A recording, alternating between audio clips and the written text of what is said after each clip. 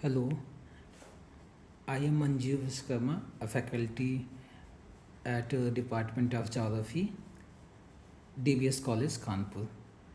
तो आज हम लोग एक टॉपिक कवर करने जा रहे हैं, माइग्रेशन कंसेप्ट एंड थेरीज। ये टॉपिक बिलोंग करता है पॉपुलेशन जोग्राफी सिलेबस से, और ये सिलेबस है MA थर्ड सेमेस्टर का। तो हम लोग समझेंगे पहले तो माइग्रेशन क्या होता है, उसके कंसेप्ट को समझेंगे, फिर एक ब्रॉडर ओवरव्यू लेंगे इसमें कि कौन कौन सी थेरीज और थेरीज किसने किस सेट ऑफ थेरीज को propound किया। बाद में एक एक करके हम लोग कुछ इंपॉर्टेंट थेरीज इसकी कवर करेंगे। तो आते हैं, देखते हैं कि माइग्रेशन क्या होता है। तो माइग्रेशन को डिफाइन किया जाए तो migration refers to the movement of individual और group of people from one place to another place with the intention of settling temporarily or permanently। तो कुछ इंपॉर्टेंट टर्म होता है। तो माइग्रेशन किसी एक प्लेस मान लीजिए ए है, प्लेस बी है, एक प्लेस से वन लोकेशन से दूसरे लोकेशन तक, एक लोकेशन से दूसरे लोकेशन जो लोग मूव करते हैं एक प्लेस से दूसरे प्लेस, जिस प्लेस से मूव करते हैं उसे ओरिजिन प्लेस कहा जाता है, और जिस प्लेस को मूव करते हैं उन्हें डेस्टिनेशन प्लेस कहा जाता है। और जो मूवमेंट का नेचर टेम्पररी भी हो सकता है, 2 साल 3 साल 6 महीना हो सकता है, या फिर परमानेंट भी हो सकता है। तो इस प्रकार से माइग्रेशन कवर करता है पहला चीज़ मूवमेंट ऑफ इंडिविजुअल का या फिर ग्रुप का।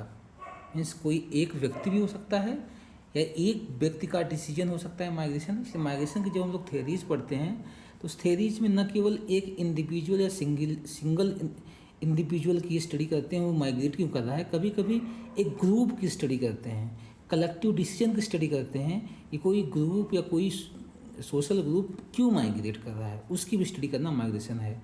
तो माइग्रेशन स्टडी में पहला पॉइंट जो आता है तो movement of individual as well as groups of people, उसकी स्टडी करना। दूसरा चीज़, ये जो माइग्रेशन होता है ये एक स्पेशल कंटेक्स्ट होता है, from one place to another place.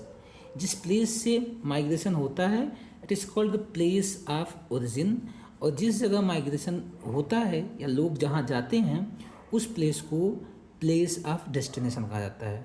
तीसरा चीज़, इंटेंशन क्या है, टेम्पररी लोग माइग्रेट करते हैं या फिर परमानेंटली माइग्रेट करते हैं। तो इस कंटेक्स्ट में कुछ इंपॉर्टेंट जोग्राफर्स हैं जिन्होंने कुछ इंपॉर्टेंट थेरीज भी दी थी। इनकी थेरी को हम लोग एक एक करके देखेंगे। लेकिन अगर हम बात करते हैं कि अर्नेस्ट रेबस्टीन, इन्होंने डिफाइन किया परमानेंट या semi permanent change of residence को माइग्रेशन कहा जाता है।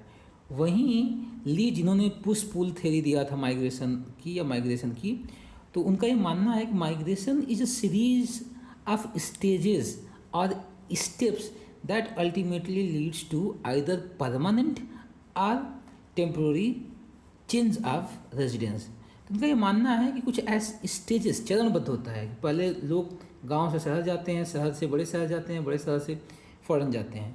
तो ये जो सीरीज ऑफ स्टेजेस या स्टेप्स होते हैं जिससे अल्टीमेटली एक इंडिविजुअल एक प्लेस से दूसरे प्लेट को माइग्रेट करता है या मूव करता है, चाहे वो परमानेंट या टेम्प्रोरी मूव करता है, उस सभी को माइग्रेशन कहा जाता है।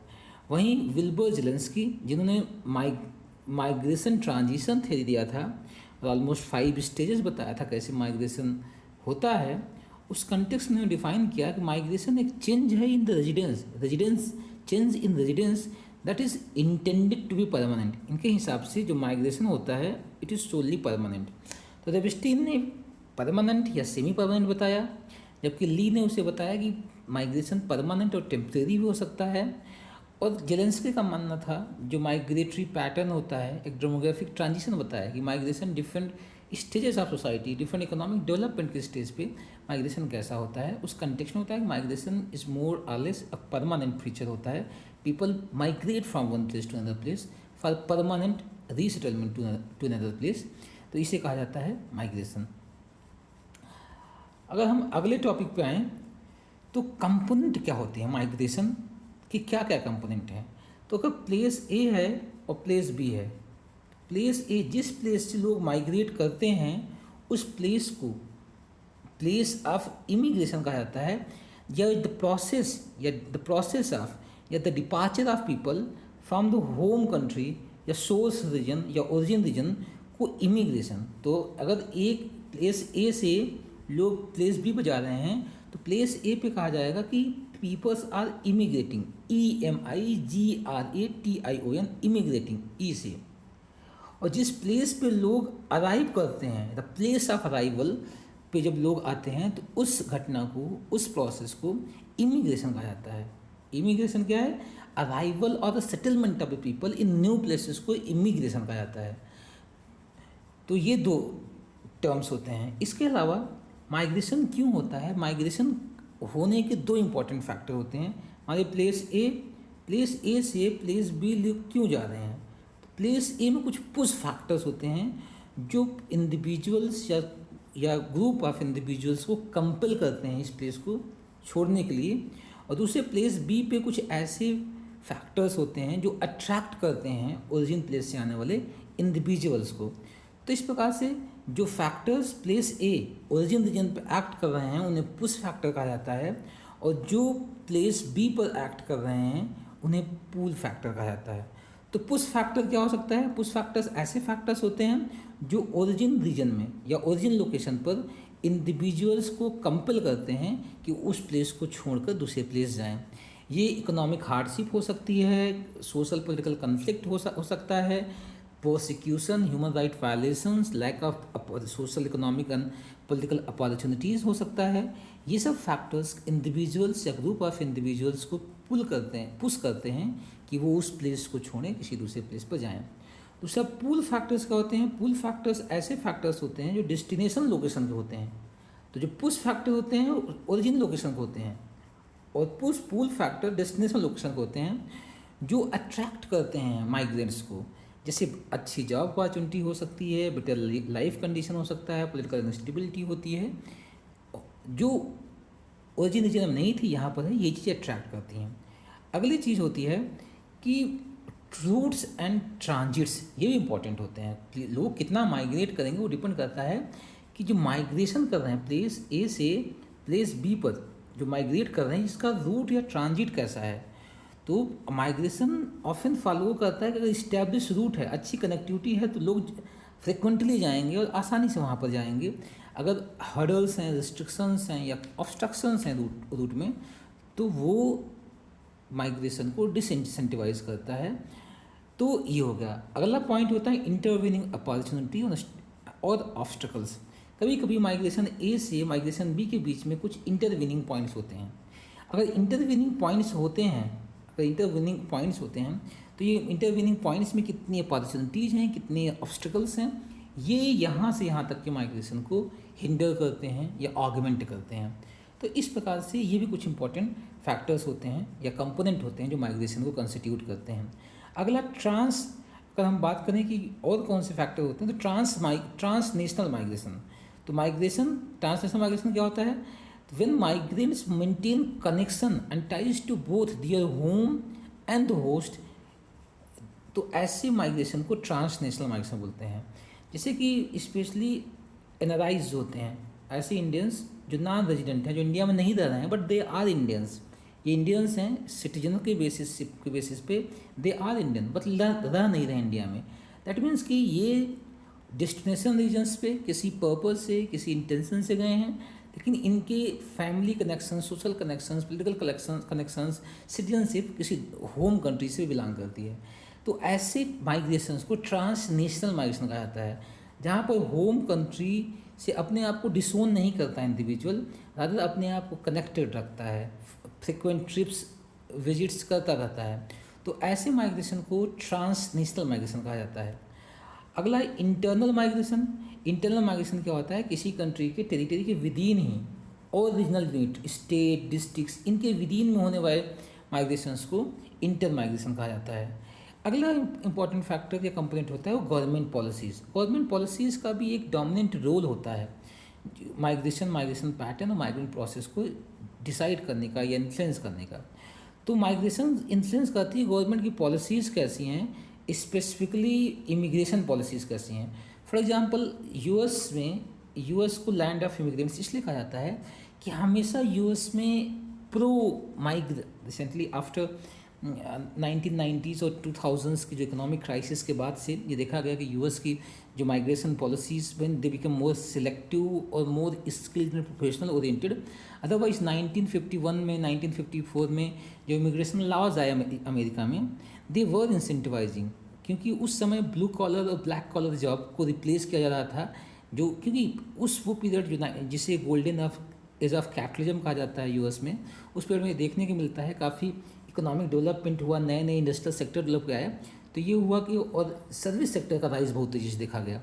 तो सर्विस सेक्टर में क्या हुआ कि जो वहाँ की लोकल पॉपुलेशन था या पॉपुलेशन रिसोर्स था या ह्यूमन रिसोर्स था, उसको इन टर्सरी हाई पेइंग और लो लेबर जॉब में एम्प्लॉयमेंट दिया जाए। अब इस समय तो इंडस्ट्रियल और blue collar black collar job में किसी एम्प्लॉय किया जाएगा तो माइग्रेंट्स बुलाए गए, एशिया से, अफ्रीका से, चाइनीज़, इंडियन, मैक्सिकन माइग्रेशन को सपोर्ट किया कि आएँ।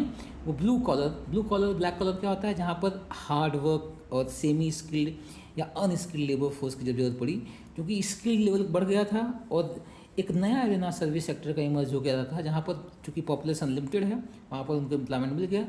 तो इन्हें और इस इंडस्ट्रियल प्रोग्रेस को कंटिन्यू रखने के लिए वो माइग्रेशन पॉलिसीज़ को लागू करते हैं। तो गवर्नमेंट की माइग्रेशन पॉलिसीज़ कैसी है, कोई कंट्रीज होती हैं माइग्रेशन को एक्सेप्ट करती हैं, कोई एक्सेप्ट नहीं करती हैं। तो इस प्रकार से गवर्नमेंट पॉलिसीज़ भी एक इंपॉर्टेंट कंपोनेंट होते हैं माइग्रेशन पैटर्न और प्रोसेस को डिफाइन और डिसाइड और डायरेक्शन डिसाइड करने की। तो ये कंपोनेंट हो गया। अगर हम कॉजेज़ आते हैं, कौन कौन से कॉजेज़ हैं, तो कॉजेज़ को ब्रॉडली हम लोग फिजिकल में, इकोनॉमिक में, पॉलिटिकल में और सोशल में डिवाइड कर सकते हैं। कौन कौन से फैक्टर्स होते हैं जो माइग्रेशन क्रिएट करते हैं। तो अगर हम फिजिकल फैक्टर्स में आ सकते हैं तो क्लाइमेट, अगर क्लाइमेट चेंज हो रहा है, किसी जगह पर हार्श क्लाइमेटिक कंडीशंस प्रिवेल करती जा रही हैं, परपेचुएट करती जा रही हैं, तो देखने को लगता है वहाँ से माइग्रेशन स्टार्ट होता है। फॉर एग्जाम्पल अगर बात करते हैं यूपी में, तो बुंदेलखंड रीजन से बहुत माइग्रेशन धीरे धीरे होना स्टार्ट हो गया, क्योंकि वहाँ पर टेम्परेचर बढ़ता गया, ड्रॉट कंडीशन बढ़ती गई। इस कारण जोग्राफी कैसे है किसी प्लेस का, वहाँ पर अगर किसी जगह पर नेचुरल डिजास्टर फ्रिक्वेंटली आने लगे हैं तो वहाँ से माइग्रेशन होता है। रिसोर्स की अवेलेबिलिटी, एक्सेस और अवेलेबिलिटी ऑफ रिसोर्स कितनी है, यहाँ पर रिसोर्स की स्कार्सिटी स्टार्ट हो जाती है तो लोग माइग्रेट करते हैं जहाँ पर रिसोर्स की अवेलेबिलिटी ठीक ठाक है। टफ टेरेन पे लोग नहीं रहना पसंद करते हैं। वाटर की availability, environmental condition, altitude, land use, distance to transportation, these are some physical factors जो माइग्रेशन या माइग्रेशन पैटर्न को इन्फ्लुएंस करते हैं या इम्पैक्ट डालते हैं। इकोनॉमिक फैक्टर्स क्या हो सकते हैं, employment opportunities, income disparity, cost of living, economic stability, poverty level, education, skill development, industrialisation, urbanisation, access to social services. तो these are the some economic factors जो डिसाइड करते हैं किसी भी जगह पर माइग्रेशन का पैटर्न कैसा होगा, माइग्रेशन को इन्फ्लुएंस करेंगे या इम्पैक्ट डालेंगे नहीं। पॉलिटिकल सिनेरियोज किसी भी कंट्री या जो अगली कंट्री है उस पर डिपेंड करता है। जिस कंट्रीज़ में वार और कॉन्फ्लिक्ट कंटिन्यूस रहता है, फॉर एग्जाम्पल अभी रिसेंट हमने देखा मणिपुर में, तो वैली रीजन से काफ़ी माइग्रेशन हुआ, क्योंकि वैली रीजन में वायलेंस बढ़ गया, स्पेशली दो कम्युनिटीज़ मीतीज़ और कुकीज़ के बीच में जो एनिमोसिटी और जो एक इथनिक क्लास डेवलप हुआ। तो माइग्रेशन, तो वार कॉन्फ्लिक्ट माइग्रेशन को सपोर्ट करते हैं, एक रीजन से दूसरे रीजन लोग माइग्रेट करते हैं। गवर्नमेंट की पॉलिसीज़ जैसा कि बताया हमने, पॉलिटिकल इंस्टेबिलिटीज़, जैसे कि अफगानिस्तान में पॉलिटिकल इंस्टेबिलिटी रही है बहुत, लगभग 1990s के टाइम से, यूएस इंटरफेरेंस के बाद से ही, तालिबान की राइज के बाद, तो एक काफ़ी माइग्रेशन हुआ। ह्यूमन राइट एब्यूज़ हो गया, म्यांमार में रोहिंग्या क्राइसिस देख ही सकते हैं। डिस्क्रिमिनेशन और प्रोसिक्यूशन, जैसे कि बहुत से कंट्रीज़ में जहाँ पर रिलीजियस, लिंग्विस्टिक और culture prosecution, for example Tamil migration जो हुए 1960s और 70s में, तो सिन्हालीज़ पॉपुलेशन, अफ्रीका एशिया की सिन्हालीज़ पॉपुलेशन ने जो वहाँ के तमिलियंस थे उनको प्रोसिक्यूट किया और सिविल वार भी लगभग चला वहाँ पर, तो लोग माइग्रेट होकर इंडिया आए। बॉर्डर कंट्रोल मेजर्स, जब बॉर्डर कंट्रोल्स मेजर्स अच्छे नहीं होते, फॉर एग्जांपल बांग्लादेश के साथ इशू ये है कि बांग्लादेश बहुत इलीगल माइग्रेंट्स इंडिया में आ जाते हैं, क्योंकि जो बॉर्डर्स हैं बहुत पोरस हैं और बॉर्डर पे सिक्योरिटी चेक्स का अरेंजमेंट बहुत अच्छा नहीं होता है, इसलिए लोग माइग्रेट करके इंडिया के विदिन आ जाते हैं। डिप्लोमेटिक रिलेशंस कैसे हैं? अगर दो देश के बीच में कॉर्डियल डिप्लोमेटिक रिलेशंस हैं तो माइग्रेशन या पीपल टू पीपल इंटरेक्शन बढ़ता है, जब पीपल टू पीपल इंटरेक्शन बढ़ता है तो माइग्रेशन भी बढ़ता है। और जब किसी भी कंट्री के साथ डिप्लोमेटिक रिलेशंस बहुत सीवियर होते हैं तो पीपल टू पीपल कांटेक्ट और रिलेशन भी कम हो जाते हैं, माइग्रेशन कम हो जाता है। तो फॉर एग्जांपल रिसेंट टाइम में इंडिया और पाकिस्तान के बीच में, तो पाकिस्तानी माइग्रेशन इंडिया में और इंडियन माइग्रेशन पाकिस्तान में लाइक नील हो गया लगभग। इन्वायरमेंटल पॉलिसीज़, कंट्रीज़ की इन्वायरमेंटल पॉलिसीज़ कैसे हैं, हम इन्वायरमेंटल रिफ्यूज चीज़ को एक्सेप्ट करते हैं नहीं करते हैं। ट्रेड एग्रीमेंट्स, अगले इंटरनेशनल एड्स और असिस्टेंस हो गए, ये भी इम्पैक्ट डालते हैं। फिर सोशल फैक्टर, इकोनॉमिक अपॉर्चुनिटीज़ कैसी है, पॉलिटिकल इंस्टेबिलिटी हो गया, कन्फ्लिक्ट एंड वायलेंस हो गया, इन्वायरमेंटल फैक्टर, फैमिली यूनिफिकेशन हो गया। स्पेशली अगर नॉर्थ कोरिया और साउथ कोरिया की बात करते हैं तो अभी रिसेंट टाइम में लगभग 2018-19 में 2018-19 में बहुत सी फैमिलीज़ एक दूसरे, specially after partition of Korea, तो बहुत समय बाद, लंबे समय के बाद लोग एक दूसरे से मिले, तो कुछ लोग नॉर्थ कोरिया गए, नॉर्थ कोरिया के लोग साउथ कोरिया है। तो इस प्रकार से फैमिली यूनिफिकेशन जब होता है तो लोग माइग्रेट करते हैं। एजुकेशन अपॉर्चुनिटीज़ के लिए बहुत से लोग इंडिया से यूएस, ऑस्ट्रेलिया, कनाडा और ऐसे कंट्रीज़ में एजुकेशनल अपॉर्चुनिटीज़ के लिए जाते हैं। फिर कल्चर टाइज होते हैं, countries to countries culture ties होते हैं। For example even India Pakistan independence से पहले तो एक ही कल्चर एंटिटी थे, तो बहुत से कल्चर कनेक्शंस होते हैं जो इंडियंस के पाकिस्तान में या पाकिस्तानीज़ के इंडियन में। तो इस प्रकार के जो कल्चर टाइज होते हैं, तो इन कल्चर टाइज कंटेक्स्ट में भी कुछ माइग्रेशंस देखे जाते हैं। डिस्क्रिमिनेशन और प्रोसिक्यूशन हो गया हेल्थ के लिए, जैसे कि इंडिया एक मेडी सेंटर कहा जाता है जहाँ पर मेडिकल और हेल्थ सर्विसेज अच्छी प्रोवाइड की जाती है। बहुत से माइग्रेशंस आसपास के नेबरिंग कंट्रीज़ से, और जहाँ क्योंकि यहाँ पर हेल्थ सर्विसेज केयर सर्विसेज अच्छी हैं तो लोग माइग्रेट करते हैं। इसके अलावा अर्बनाइजेशन भी एक इम्पॉर्टेंट प्रोसेस है जिससे रूरल एरिया से, हिंटरलैंड एरिया से अर्बन एरियाज में माइग्रेट करते हैं। तो ये कुछ सोशल फैक्टर्स हैं जो इन्फ्लुएंस करते हैं माइग्रेशन या माइग्रेशन पैटर्न को, माइग्रेशन फ्लो के डायरेक्शन को भी ये डिसाइड करते हैं कि लोग कहाँ से कहाँ माइग्रेट कर रहे हैं। तो अगर हम नेचर ऑफ माइग्रेशन की बात करते हैं, माइग्रेशन का नेचर क्या होता है? माइग्रेशन डिफरेंट नेचर का हो सकता है। वॉलंटियरली माइग्रेशन होता है, कभी कभी लोग अच्छी अपॉर्चुनिटीज़ के लिए एक प्लेस से दूसरे प्लेस जाते हैं। बहुत सीवियर पुल, इसमें पुश फैक्टर सीवियर नहीं होते हैं, यहाँ पर पुश फैक्टर सीवियर नहीं होते हैं, रादर इंटेंशनली और पुल फैक्टर हो सकता है दूसरे कंट्री ज़्यादा, वहाँ पुश फैक्टर नहीं होता। वो इंडिपेंडेंटली डिसाइड करते हैं एक प्लेस से दूसरे प्लेस को डिसाइड करने के लिए। तो migration can be voluntarily where individual choose to move. Involuntary migration कब होता है? जब इंडिविजुअल नहीं चूज करता है उसे जाने के लिए, लेकिन ही इज़ कंपेल्ड टू या she is compelled to move from one place to another place. तो कोई भी फैक्टर हो सकता है, push factor, any type of the push factor, conflict, displacement, economic deprivation, कोई भी एक फैक्टर हो सकता है जो किसी एक इंडिविजुअल को कंपेल करेगी एक प्लेस को छोड़कर वो दूसरे प्लेस जाए। तो इस प्रकार से माइग्रेशन दो टाइप का हो सकता है, voluntary migration, involuntary migration. Voluntary में लोग खुद स्वतः डिसाइड करते हैं कि हम किसी दूसरे प्लेस माइग्रेट करते हैं या मूव करते हैं। इनवॉलंटरी में जिस प्लेस पर रह रहे हैं वहाँ पर उन्हें कंपेल किया जाता है, कोई फैक्टर हो सकता है, economic deprivation, social conflict, political instability, social prosecution, किसी भी प्रकार का फैक्टर हो सकता है जो एक इंडिविजुअल कंपेल कर एक प्लेस से दूसरे प्लेस मूव करने के लिए। अगला फैक्टर होता है, अगला नेचर होता है, ये टेम्परेरी हो सकता है, परमानेंट हो सकता है। जैसा कि हमने बताया कि रवेस्टीन ने और इवन ली ने बताया कि माइग्रेशन परमानेंट भी हो सकता है और टेम्परेरी भी हो सकता है। तो टेम्परेरी में जैसे कि सीजनल माइग्रेशंस होते हैं लेबर क्लासेस के, वही परमानेंट माइग्रेशन होते हैं, लोग एक जगह से जाकर दूसरी जगह सेटल हो जाते हैं।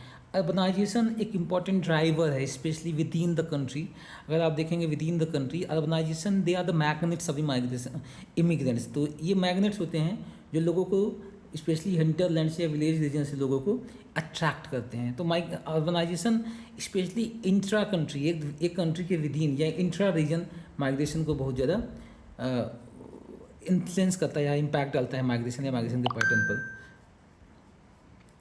अगला ग्लोबलाइजेशन बाउंड्रीज, जो वीज़ा रिस्ट्रिक्शंस हो गए वो जैसे जैसे लिबरलाइज किए गए और लिबरल फॉरेन ट्रेड पॉलिसीज़ इंस्यू की गई, कनेक्टिविटी जैसे इंक्रीज़ की, तो इंक्रीज कनेक्टिविटी और ग्लोबलाइजेशन से ये हुआ कि माइग्रेशन बढ़ा है, स्पेशली कंसिडरिंग की इन्फॉर्मेशन अच्छे से अवेलेबल है हर एक कंट्री के बारे में, उसके बारे में लोग अवेलेबल हैं, अच्छे से ट्रांसपोर्ट और कम्युनिकेशन के माध्यम है कि एक दूसरे से कनेक्टिविटी इंश्योर की जा सकती है।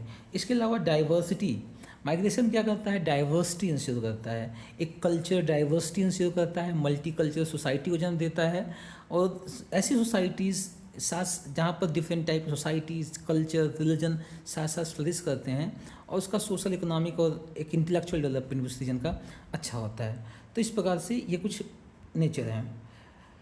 अगर हम लोग माइग्रेशन की बात करते हैं तो माइग्रेशन के कई बेसिस पे माइग्रेशन को डिसाइड किया जाता है। फॉर एग्जांपल, एक माइग्रेशन दो टाइप होते हैं, एक नेशनल माइग्रेशन होते हैं या इंट्रा नेशनल माइग्रेशन होते हैं जो नेशन के विदिन में होते हैं, दूसरा इंटरनेशनल माइग्रेशन, एक देश से दूसरे के देश के बीच में। इंटरनेशनल माइग्रेशन को हम कई कैटेगरी में डिवाइड कर सकते हैं, स्पेशली एक देश के अंदर होने वाले जो माइग्रेशंस होते हैं वो स्टेप माइग्रेशन हो सकते हैं कि देश के अंदर ही पहले इस गाँव से शहर, शहर से बड़े शहर, बड़े शहर से मेट्रोपोलिस और कैपिटल सेंटर हो गया। दूसरा टाइप का माइग्रेशन ही हो सकता है कि अगर हम बात करें रूरल और अर्बन के बेसिस पे, तो पॉपुलेशन रूरल टू अर्बन हो सकता है, अर्बन टू रूरल माइग्रेशन हो सकता है। ठीक, तो इस प्रकार के एक देश, एक कंट्री के अंदर इस प्रकार के माइग्रेशन हो सकते हैं। इंटरनेशनल माइग्रेशन भी स्टेप वाइज माइग्रेशन हो सकता है, एक प्लेस से दूसरे प्लेस, दूसरे प्लेस से तीसरे प्लेस, तीसरे प्लेस से चौथे प्लेस माइग्रेशन हो सकता है। तो ये एक बहुत इनफॉर्मल टाइप का माइग्रेशन के टाइप्स का डिवीजन है। अगर हम और देखें, स्पेशली जेनेसिन ने 2004 में इन्होंने 4 टाइप के माइग्रेशन की बात किया कंसिडरिंग, तो उन्होंने से एक लेबर माइग्रेशन होता है। लोग इसलिए माइग्रेट करते हैं क्योंकि किसी एक कंट्री में लेबर मार्केट में बहुत कॉम्प्लेक्सिटीज़ हैं, लेबर वेज कम है, तो वो दूसरी कंट्री माइग्रेट करते हैं जहाँ पर लेबर मार्केट अच्छे से फंक्शन करता है, डिमांड फॉर लेबर ज़्यादा है, इसलिए काफ़ी रिम्यूनरेटिव प्राइस या उनकी वेजेस ज़्यादा होती हैं। दूसरा रिटर्न माइग्रेशन होता है, जहाँ पर क्या होता है, लोग माइग्रेट एक प्लेस से दूसरे प्लेस करते हैं और इस पर्पज़ से कि हम कुछ ऑब्जेक्टिव्स होते हैं, गोल्स होते हैं, जब फुलफिल हो जाता है तो लोग माइग्रेट रिटर्न हो सकते हैं। चेन माइग्रेशन बताया ही, एक प्लेस से दूसरे प्लेस जाना, उससे प्लेस से तीसरे प्लेस जाना, तीसरे से चौथे जाना, इस प्रकार का चेन माइग्रेशन।